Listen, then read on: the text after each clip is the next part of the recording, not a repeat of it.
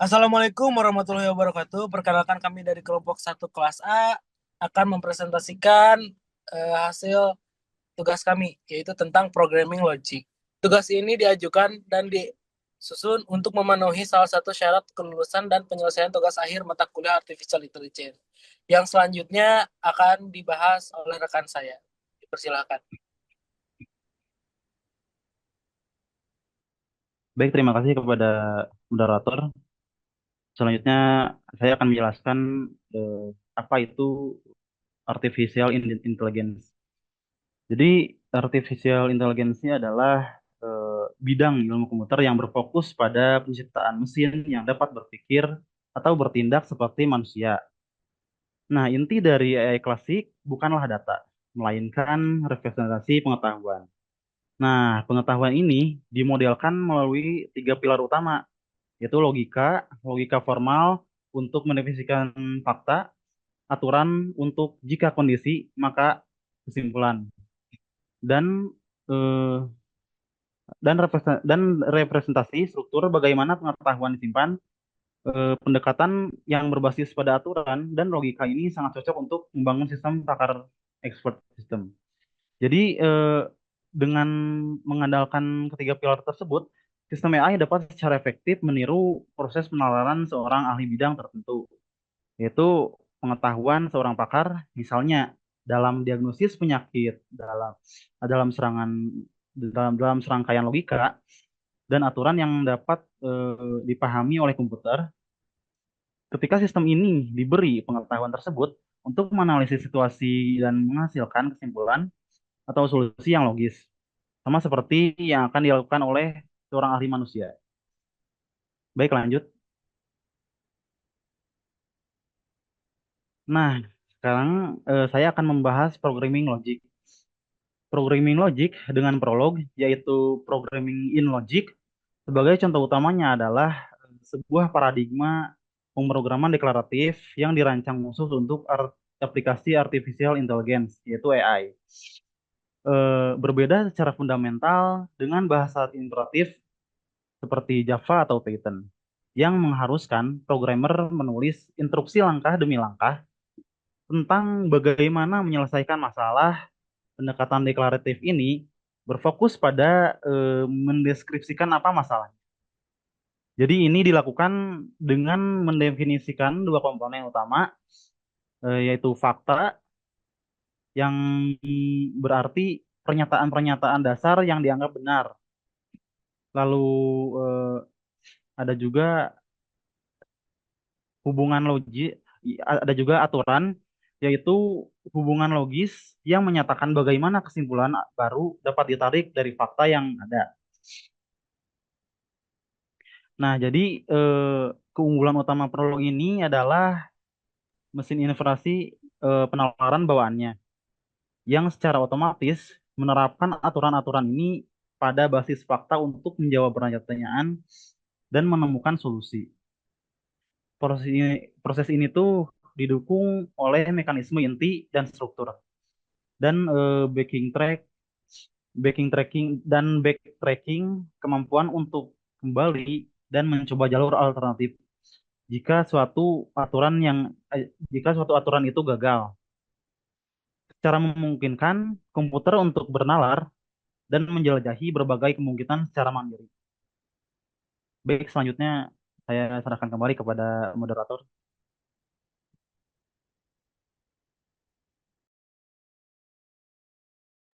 Baik, untuk selanjutnya mungkin akan langsung dilanjut oleh rekan saya. Dipersilakan. Baik, terima kasih kepada moderator. Untuk bagian selanjutnya, saya akan menjelaskan bagian instalasi dan penjelasan SYI Tools. SYI Prolog adalah tools atau implementasi utama yang kita gunakan untuk bahasa Prolog. Alat ini sangat direkomendasikan karena gratis, open source, dan tersedia untuk berbagai operating system, seperti Windows, macOS, serta Linux. Proses instalasinya mudah. Langkah pertama yaitu mengunjungi situs resmi, lalu mengunduh stable release, dan menjalankan installer menggunakan opsi default sampai alat ini berhasil terinstall. Untuk alur kerjanya didasarkan ada 3 langkah. Yang pertama yaitu menulis kode yang berisi fakta dan aturan dan menyimpannya pada file berformat akhiran PL. Selanjutnya, melakukan consult untuk membuat file ke memori prolog.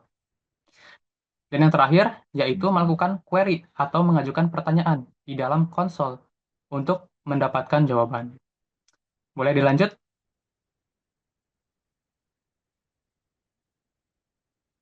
Untuk bagian studi kasus, saya kembalikan ke moderator. Baik, untuk studi kasus mungkin akan saya sendiri yang menjelaskannya. Selanjutnya, pada studi kasus, sistem pakar sederhana untuk diagnosis masalah komputer.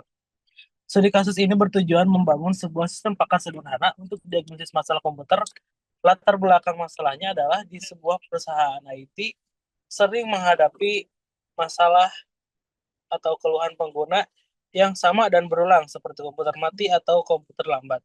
Proses ini didiagnosis manual yang dilakukan berulang kali untuk kasus-kasus ini menjadi tidak efisien dan memakan banyak waktu. Oleh karena itu, tujuan dari studi kasus ini adalah membangun sistem pakar yang dapat mengotomatisasi proses diagnosis awal untuk mengefisienkan pekerjaan.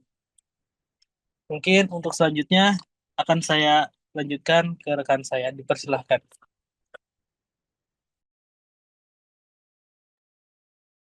Baik, terima kasih kepada moderator yang telah memberikan saya kesempatan untuk mempresentasikan bagian saya. Nah, untuk script project kami ini memiliki tiga bagian gitu. Yang pertama ada basis pengetahuan atau knowledge base yang berisi fakta seperti gejala, kode, deskripsi, dan solusi untuk atau masalah solusi. Nah, yang kedua ada aturan atau rules untuk inferensi menggunakan diagnosis seperti gejala, masalah dengan member dengan member-member. Nah, urutan aturan di sini sangat penting. Aturan yang lebih spesifik, misalnya dua gejala. Nah, harus diletakkan sebelum aturan yang lebih umum untuk diagnosis akurat. Nah, yang ketiga ialah interaksi pengguna, di mana predikat mulai menjalankan program dan cari solusi, mencari diagnosis yang cocok, lalu menggunakan operator cut untuk berhenti setelah menemukan satu solusi. Nah, untuk lebih detailnya kita akan breakdown per bagian gitu. Sebentar. Oke, ini bagian pertama. Nah, untuk bagian pertama ini kalau dianalogikan itu seperti buku catatan atau memori lah dari si dokter digital atau si program kami ini gitu. Nah, tempat di mana menyimpan semua fakta dasar yang dia hafal. Di sini simpan dua jenis catatan penting gitu. Yang pertama, daftar gejala, yaitu semua keluhan yang dia kenali seperti komputer mati total atau kinerja lambat. Yang kedua, solusi untuk. Nah, si solusi untuk ini yang pada dasarnya adalah buku resep gitu yang menghubungkan satu diagnosis masalah seperti masalah RAM dengan rekomendasi solusinya. Nah, bagian ini tuh tidak berpikir atau menganalisis gitu. Dia hanya berfungsi sebagai basis pengetahuan lah yang akan digunakan oleh si otaknya nanti. Nah, yang selanjutnya itu adalah si bagian otaknya sendiri itu ya, bagian dua gitu. Nah, untuk si bagian otaknya sendiri eh, adalah tempat semua proses analisis cerdas terjadi gitu. Nah, setiap aturan diagnosis yang telah dibuat gitu, pada dasarnya berkata, saya akan mendiagnosis sebuah masalah jika saya menemukan gejala kunci tentu di dalam daftar keluhan si komputer atau pasien gitu. Nah, penggunaan member di sini itu sangat krusial gitu, karena membuat si dokter jadi fleksibel. Dia tidak butuh daftar gejala yang persis sama, dia hanya perlu menemukan gejala kunci seperti salah satunya itu bunyi beep berulang gitu yang ada di program kami. Nah, di dalam data yang diberikan. Nah, urutan aturan ini tuh juga sangat penting. Aturan yang lebih spesifik gitu. Misalnya butuh dua gejala dan diletakkan di atas agar diperiksa lebih dulu gitu. Nah, sehingga diagnosisnya lebih akurat dan tidak langsung mengambil kesimpulan yang terlalu umum. Dan yang terakhir itu adalah bagian tiga. Sebentar. Nah, yang bagian tiga itu anggap saja bagian tiga ini tuh ruang konsultasi gitu. Dan sistem yang mengatur alur obrolan kita. Nah, prosesnya itu dimulai dari si kata mulai atau function mulai gitu. Yang bertugas menyapa kita seperti selamat datang. Nah, dan menyuruh menampilkan gejala untuk mencetak semua menu keluhan di layar kita gitu. Nah, setelah kita mengetikkan atau menginputkan daftar gejala yang kita alami, function cari solusi akan mengambil alih gitu. Dia akan membawa daftar kita itu ke otak atau yang bagian dua tadi gitu untuk dicocokkan dengan aturan di sana. Nah, begitu dia menemukan satu diagnosis yang cocok, operator cut langsung beraksi gitu. Yang ibaratnya bilang itu stop, sudah ketemu jawabannya, gak usah dicari-cari lagi gitu, biar gak numpuk lah. Nah, ini penting gitu agar program tidak memberi kita banyak jawaban yang membingungkan gitu. Nah, yang terakhir dia akan mengambil resep solusinya dari bagian satu gitu.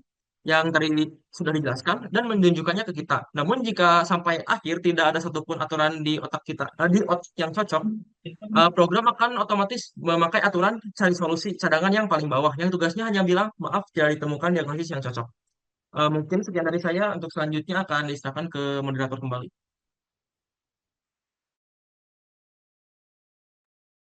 Oke, baik, terima kasih. Mungkin selanjutnya akan langsung dipaparkan oleh rekan saya untuk uji program. Dipersilahkan.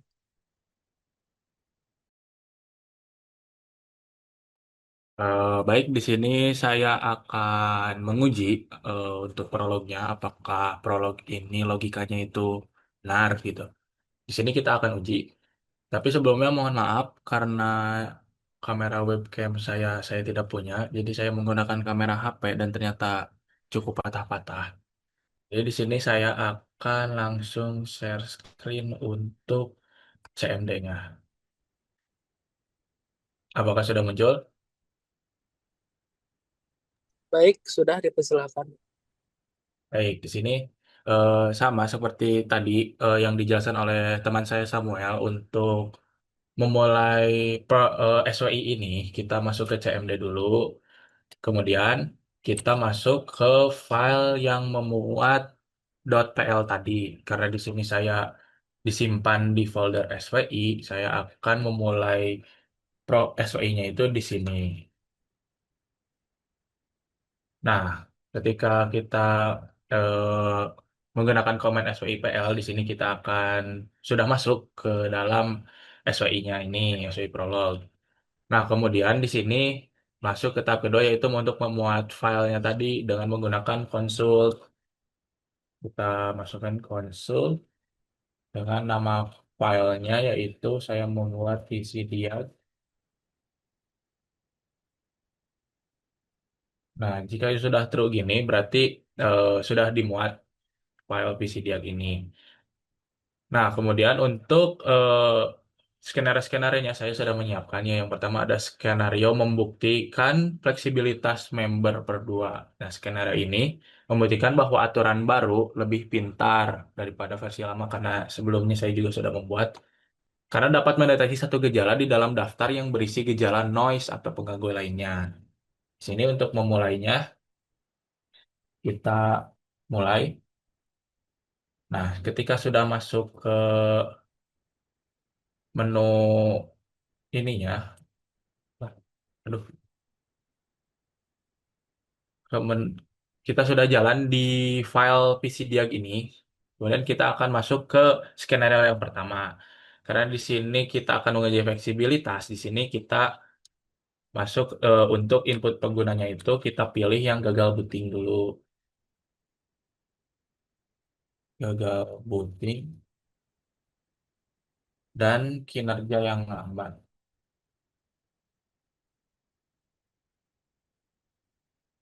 Nah, untuk membuktikan fleksibilitas ini, eh, hasil yang diharapkannya tuh kemungkinan masalahnya itu akan masuk ke hard disk. Jika kita hasil diagnosisnya, nah di sini akan muncul hasil diagnosisnya itu kemungkinan masalah. Kemungkinan masalah ini adalah masalah hard disk. Nah, di sini juga dituliskan untuk rekomendasi solusinya yaitu kemungkinan hard disk atau SSD Anda bermasalah. Segera backup data penting dan pertimbangkan untuk penggantinya. Nah, untuk skenario fleksibilitas member ini terbukti berhasil. Nah, Nah, di sini kita akan membuktikan untuk skenario yang kedua, yaitu membuktikan urutan aturan spesifik versus umum. Skenario ini adalah pembuktian terpenting untuk logika di prolog ini. Ini membuktikan bahwa program dengan cerdas membedakan antara aturan tumpang tindih, RAM, dan monitor berdasarkan urutan dan kekhususan. Nah, untuk yang pertama, kita akan menguji tes aturan untuk spesifik RAM.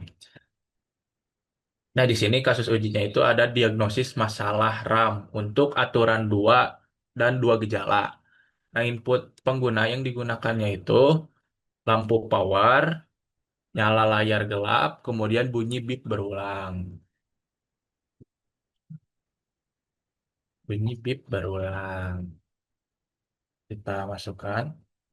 Nah, di sini muncul untuk hasil diagnosisnya sesuai dengan yang diharapkan itu kemungkinan masalah itu adalah masalah RAM. Di sini juga sama muncul untuk rekomendasi solusinya yaitu coba matikan komputer, buka casing CPU, lepas dan pasang kembali kepingan RAM dengan benar. Jika masih bermasalah, coba ganti RAM dengan yang lain. Nah, itu untuk aturan yang kedua ini, RAM, diletakkan sebelum aturan ketiga monitor di file .pl-nya tadi. Nah, di sini Prolog akan mengeceknya terlebih dahulu. Aturan ini berhasil karena kedua gejala ditemukan. Tanda-tanda seru dicari underscore solusi, kemudian menghentikan pencarian. Kemudian masuk ke aturan yang umum untuk monitor. Nah, di sini kasus ujinya itu diagnosis masalah underscore koneksi underscore monitor untuk aturan ketiga dengan satu gejala. Di sini input penggunanya itu lampu, power, nyala, layar gelap. Kita masukkan, kita mulai kembali. Kita masukkan. Nah, di sini masuk langsung untuk lampu-lampu power, layar, nyala gelapnya itu langsung muncul hasil diagnosisnya. Nah, kemungkinan masalahnya juga sesuai dengan hasil yang diharapkan yaitu masalah koneksi pada monitor.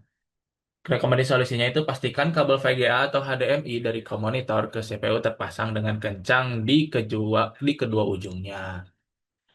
Nah, Prolog itu mencoba untuk aturan yang dua ini terlebih dahulu. Namun gagal karena bunyi bip berulang tidak ada dalam daftar karena tadi kita hanya memasukkan lampu power nyala layar gelap. Tidak ada dalam daftar program, kemudian jatuh atau fall through ke aturan ketiga, yaitu monitor. Aturan ketiga ini berhasil karena lampu power nyala layar gelap ditemukan. Ini membuktikan urutan aturan ini sudah sempurna. Kemudian kita masuk ke skenario yang ketiga, yaitu membuktikan efisiensi tanda cut atau tanda seru. Skenario ini membuktikan bahwa program efisien dan tidak akan memberikan banyak diagnosis. Bahkan jika inputnya cocok dengan beberapa aturan sekaligus. Kemudian kasus ujinya itu kita akan menginputkan input cocok untuk aturan 5 yaitu yang malware ya. Dan aturan 4 yang hard disk. Di sini input penggunanya itu kita masukkan kinerja lambat, banyak pop-up iklan, dan gagal booting. Kemudian hasil yang diharapkannya sih kemungkinan masalahnya akan muncul terinfeksi malware. Kita mulai kembali. Kita langsung masukkan kasus input pengguna itu kinerja lambat, banyak pop-up iklan, dan gagal booting. Nah, sesuai harapan, hasil diagnosisnya itu bahwa PC terinfeksi malware. Nah, sini rekomendasi solusi yang kita lakukan pemindaian penuh atau full scan dengan perangkat lunak antivirus yang terupdate. Nah, kenapa ini bisa benar gitu? Karena Prolog memindai aturan dari atas dulu. Dari aturan yang dua, yang RAM, gagal. Kemudian masuk sampai fall through ke aturan yang kelima, malware berhasil karena kinerja lambat dan banyak pop-up iklan itu ada di daftar aturan yang kelima yang itu yang malware. Predikat cari underscore solusi mengeksekusi tanda seru yaitu cut. Nah, pencarian berhenti total. Program tidak pernah repot-repot memeriksa aturan satu, 3, atau 4. Meskipun aturan 4 gagal booting, sebenarnya juga cocok. Ini membuktikan bekerja dengan benar untuk mengambil diagnosis pertama yang ditemukan. Jadi, dengan adanya tanda serukat ini, jadi tidak mengeksekusi satu-satu dari 1, 3, 4 tidak fall through seperti yang aturan umum monitor tadi kita dari 2 langsung ke 3 gitu. Jadi sini mah karena adanya cut kita langsung masuk ke aturan yang kelima. Masuk ke skenario yang keempat. Ini sebenarnya untuk membuktikan bahwa tidak ada kasus yang cocok gitu loh, itu kasus yang gagal. Nah, sekarang ini membuktikan bahwa klausa cari underscore solusi tadi itu kosong terakhir berfungsi sebagai jaring pengaman ketika tidak ada diagnosis yang dapat dibuat. Kita mulai kembali. Nah, kita coba memasukkan input yang tidak memenuhi syarat untuk aturan apapun. Karena sudah dijelaskan tadi, kita masukkan yang kinerja lambat. Nah, karena di sini kinerja lambat itu tidak ditemukan di semua aturan diagnosis tadi, maka output yang dihasilkannya itu maaf tidak ditemukan diagnosis yang cocok dengan kombinasi gejala tersebut. Nah, prolog ini mencoba mencocokkan kinerja lambat dengan semua 5 aturan diagnosis tadi. Dari aturan 2 RAM itu gagal karena tidak ada. Aturan 5 yang malware gagal karena hanya ada satu dari 2 gejala yang terpenuhi. Kemudian ada aturan satu yang power supply otomatis gagal juga. Kemudian aturan 3 monitor gagal dan aturan keempat hard disk itu gagal. Karena semua aturan diagnosis gagal, Klausa cari solusi, cari underscore solusi yang pertama gagal, Prolog kemudian beralih ke Klausa cari underscore solusi yang isinya itu kosong terakhir, yang berhasil dan mencetak pesan, maaf tidak ditemukan diagnosis yang cocok dengan kombinasi gejala tersebut. Ini membuktikan penanganan error berfungsi. Nah, dari semua skenario tadi dibuktikan bahwa prolog yang dibuat ini sudah benar karena sudah diuji, sesuai yang diharapkan juga. Mungkin itu saja penjelasan tentang uji prolog dari saya. Saya kembalikan ke moderator. Oke, baik. Terima kasih kepada rekan saya. Mungkin terakhir dari saya akan ada kesimpulan. Dari pemaparan yang telah disajikan oleh rekan-rekan saya dapat disimpulkan bahwa programming logic merupakan fondasi esensial dalam pengembangan artificial intelligence pada KASIK, khususnya pada sistem pakar. Melalui bahasa deklaratif seperti prolog, kita dapat secara efektif mempresentasikan pengetahuan dalam bentuk fakta dan aturan yang memungkinkan mesin melakukan penalaran logis. Studi kasus sistem pakar untuk diagnosis masalah komputer telah membuktikan bahwa pendekatan ini tidak hanya teoritis, tetapi juga praktis dan efisien. Dengan memanfaatkan mekanisme bawaan prolog seperti inference engine dan backing track, kita berhasil membangun sebuah program fungsional yang mampu meniru proses pengambilan keputusan seorang ahli, menegaskan bahwa logika adalah pilar utama dalam menciptakan sistem yang cerdas. Mungkin sekian dari kelompok kami. Mohon maaf bila ada kekurangannya atau mohon maaf bila ada salah kata. Wassalamualaikum warahmatullahi wabarakatuh.